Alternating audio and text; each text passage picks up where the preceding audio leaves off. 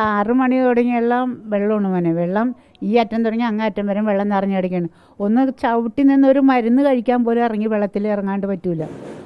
അതുപോലും കഴിക്കാൻ ഇന്നലെ പറ്റിയിട്ടില്ല. എനിക്ക് ഒന്നാമത് അസുഖങ്ങളുള്ളതാണ്, സ്ഥിര അസുഖമാണ്. ആ മരുന്ന് എനിക്ക് ഇന്നലെ കഴിക്കാനും കൂടി പറ്റിയിട്ടില്ല. എന്ന് വെച്ചാൽ സത്യം പറഞ്ഞാൽ ഇത്ര നേരത്തിനുള്ള ഒരു ഗ്ലാസ് കാപ്പി അനത്തി കുടിക്കാൻ നമുക്ക് വരുന്നത്. ഇവിടെ എലിക്കാട്ടവും അഴുക്കൊക്കെ വന്ന് കയറി കിടക്കുകയും ഇതെല്ലാം. എപ്പോഴായിരുന്നു വെള്ളം? പിന്നീട് രാത്രി ആയിട്ടും മഴ പെയ്തുകൊണ്ടിരിക്കുകയാണ്. ഞങ്ങൾ കോരിക്കളയാണ് ചെയ്ത് പാരാക്ക് 11 മണി സമയത്തും ഒക്കെ കോരിക്കളഞ്ഞുകൊണ്ടിരിക്കുകയാണ് വെള്ളം. അത് കഴിഞ്ഞപ്പോൾ ഒന്ന് ശമനം കിട്ടിയപ്പോൾ ഞാൻ കയറി കിടന്ന്. അല്ലാണ്ട് എന്ത് ചെയ്യും? എന്തോരം നേരം നമ്മൾ കുത്തിയിരിക്കും? 11 മണി 6 മണി തുടങ്ങി 11 മണി വരെ ഇരുന്ന്. അത് നമ്മൾ ഇവിടുത്തെ അടിസ്ഥാന മെയിൻ കാരണം ഈ ബ്ലോക്ക് വരാനുള്ള കാരണം ഈ കാണ ഉയർത്തണം. അതായത് കാനയില ഈ ഹൈറ്റ് കൂട്ടണം, ഉള്ളു കൂട്ടണം. 2 അടി ഉള്ളു കുറഞ്ഞിരിക്കണേ, പഴയ അളവിൽ കെട്ടിയിരിക്കണേണ് ഈ മറ്റേ എന്താണ് കരിങ്കല്ല് കൊണ്ടിട്ട്. അപ്പോൾ ഇവിടുത്തെ കാര്യം ഇതുവരെയായിട്ട് ആരും റിപ്പോർട്ട് ചെയ്തിട്ടില്ല. റിപ്പോർട്ടർമാർ ഇഷ്ടംമാരെ വന്നിട്ടുണ്ട്, പല ചാനലുകാരും വന്നിട്ടുണ്ട്, ഇതൊന്നും ചെയ്തിട്ടില്ല. അപ്പോൾ അതുകൊണ്ട് ഞാൻ അവിടെ കാണിച്ചു തരാം, എന്നാലാണ് ഇത് കറക്റ്റ് അറിയാൻ പറ്റുള്ളൂ. അത് കൗൺസിലർക്ക് അറിയാം. എന്നെ പോലീസ് സ്റ്റേഷൻ വരെ കയറ്റിയാണ്, ഉരുട്ടിക്കൊന്നില്ലെന്ന് മാത്രമുള്ളൂ ഒറ്റക്ക് ഈ കഴിഞ്ഞ പ്രാവശ്യം. അതാണ് എൻ്റെ വീടൊക്കെ പൊട്ടിയിരിക്കണേ. വീടൊക്കെ എപ്പോഴാണ് വീണേന്ന് അറിയാൻ പറ്റില്ല, മരിക്കണം എപ്പോഴാണെന്ന് അറിയാൻ പറ്റില്ല. ആ അവസ്ഥയിലാണ് ഇപ്പോൾ. ഒറ്റ ആൾക്കാരുണ്ടായിരുന്നില്ല നമ്മൾ സത്യാവസ്ഥ പറയുമ്പോൾ. സത്യത്തിന് മുമ്പിൽ ആരുമില്ല ഇവിടെ. എന്താണ് ഇവിടെ ഇവരെ അധികൃതരൊക്കെ എന്താണ് അവർക്ക് സപ്പോർട്ട് ചെയ്ത് പറയണതാണ്. ഇവിടെ അസോസിയേഷൻകാർ തുടങ്ങി എനിക്ക് വലിയ സപ്പോർട്ട് ഉണ്ടായില്ല. ഞാൻ ഒറ്റയ്ക്കുന്നു. അതേ ഇവിടെ ഈ നാനാട്ട് ഉണ്ടായിരുന്നു, സ്റ്റീപ്പൻ നാനാട്ട്, അവരുടെ കമ്പനിയാണിത്. അങ്ങനെ അവിടുത്തെ റിപ്പോർട്ട് എടുക്കാനുള്ള ആരും എന്താണെന്ന് എനിക്കറിയില്ല. വേറെ രഹസ്യ സ്വഭാവം ഉണ്ടാകുന്ന എനിക്കറിയില്ല.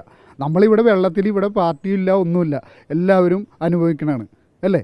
അതല്ലേ സത്യാവസ്ഥ. കൊച്ചിയിൽ സാധാരണയായിട്ട് ഈ മഴക്കാർ കാണുമ്പോൾ തുടങ്ങുന്ന ഒരു മുന്നൊരുക്കങ്ങൾ മാത്രമേ ഉള്ളൂ. മഴ കഴിഞ്ഞാൽ ആ ഒരുക്കങ്ങളും അവസാനിച്ചു. അപ്പോൾ ഒരു ദീർഘവീക്ഷണത്തോടെയുള്ള ഒരു പദ്ധതി ഇവിടെ ആവിഷ്കരിക്കപ്പെടുന്നില്ല. എല്ലാ വെള്ളവും കായലിലേക്കും കടലിലേക്കും പോകുന്ന ഒരു സംവിധാനമാണ് ഇവർ പറയുന്നത്. പക്ഷേ നമ്മുടെ ഈ പ്രദേശത്ത്, പ്രത്യേകിച്ച് ഇൻ്റർനാഷണൽ സ്റ്റേഡിയം വന്നപ്പോൾ ആ സ്റ്റേഡിയത്തിൻ്റെ പുറകിലുണ്ടായ തോടുകളും കണ്ടങ്ങളും ഒക്കെ എല്ലാം നികത്തി വീടുകൾ വെച്ചപ്പോൾ ഒരു ബദൽ സംവിധാനം, അതിന് പെർമിഷൻ കൊടുത്തവർ ഇവിടെ ഉണ്ടാക്കിയില്ല. ഈ പ്രദേശത്തുള്ള വെള്ളങ്ങൾ മുഴുവൻ ആ പ്രദേശത്തെ കുളങ്ങളിലൊക്കെയാണ് ചെന്ന് പതിച്ചിരുന്നത്. ഇപ്പോൾ കായലിലേക്ക് അത് ഒഴുകി പോകുന്നില്ല. അതുകൊണ്ടാണ് ഇത്ര രൂക്ഷമായിട്ടുള്ള ഈ വെള്ളക്കെട്ടുണ്ടായിട്ടുള്ളത്. തീർച്ചയായിട്ടും അടുത്ത മഴയ്ക്ക് മുന്നേ എങ്കിലും വെള്ളം പൊങ്ങാതിരിക്കാൻ ഈ മഴക്കാലം കഴിയുമ്പോൾ എല്ലാ ഡ്രെയിനേജുകളും ശരിയായ രീതിയിൽ പൊളിച്ച് പണിത് കൊച്ചിയിൽ ശാശ്വതമായൊരു പരിഹാരം കണ്ടില്ലെങ്കിൽ എല്ലാ വർഷവും ഇതുപോലെ വെള്ളക്കെട്ടുണ്ടാവും. ഈ വെള്ളം നീന്തി ജനം ദുരിതം അനുഭവിക്കും. മഴക്കാർ കാണുമ്പോൾ മാത്രം നമ്മുടെ അധികാരികൾ അല്പം എന്തെങ്കിലുമൊക്കെ ചെയ്യാൻ വേണ്ടി ഇറങ്ങിത്തിരിക്കും. മഴ കഴിയുമ്പോൾ അത് നിൽക്കുകയും ചെയ്യും. അത് വളരെ ദയനീയമായൊരവസ്ഥയിൽ ഇവിടുത്തെ ജനങ്ങളോടുള്ള ഏറ്റവും വലിയൊരു വെല്ലുവിളിയാണത്. അപ്പോൾ നമുക്ക് ഈ ഒരു ശരിയായ രീതിയിലുള്ള ഒരു പരിഷ്കരണം എല്ലാ മേഖലയിലും വേണം. ഇവിടുത്തെ ഡ്രെയിനേജുകളെല്ലാം തന്നെ പൊളിച്ചു പണിയണം. അനധികൃത കയ്യേറ്റങ്ങൾ ഒരുപാടുണ്ട്. അതെല്ലാം ഇവിടുത്തെ ജലസംഭരണികൾ ഉണ്ടായിരുന്നതെല്ലാം നികത്തപ്പെട്ടു.